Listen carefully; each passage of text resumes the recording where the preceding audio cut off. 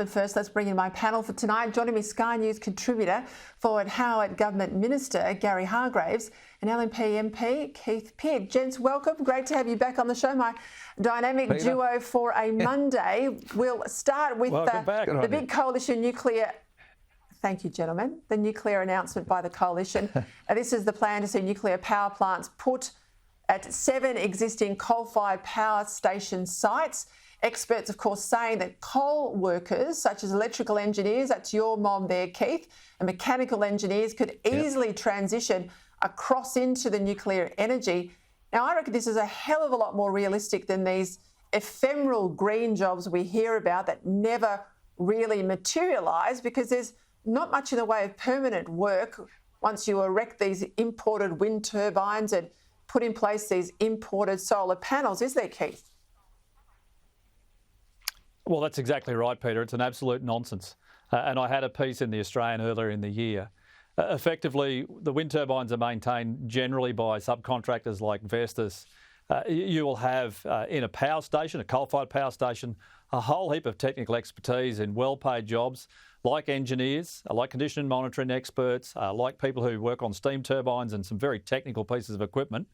And Labor's offer is for them to go and become solar panel installers on the rooftops of houses, or maybe drive the tractor that runs the slasher on thousands of hectares of solar panels. And guess what? They don't want to do that. So our proposition means they get to keep those jobs in those regions where they've built those skills for literally decades.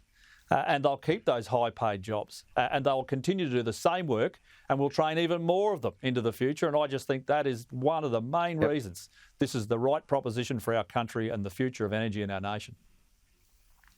Gary, I was interested to read that Advance, this is the mob that was very active in the No campaign against the Voice referendum. They're launching a pre-election campaign against the Greens.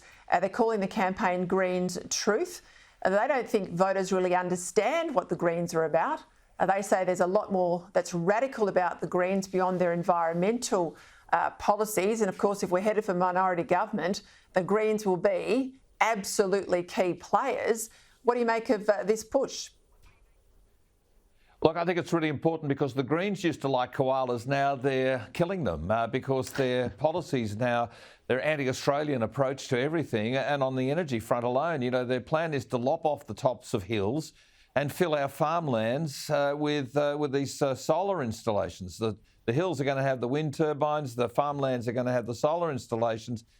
They don't like Australia. The Greens actually hate the West, and they're promoting every cause that deals with the demeaning of our Western civilization. And, they used to be nice when they were dealing with little environmental causes, and we're all a lot greener as a result. But, Peter, we cannot kill off our economy in order to follow some international thing.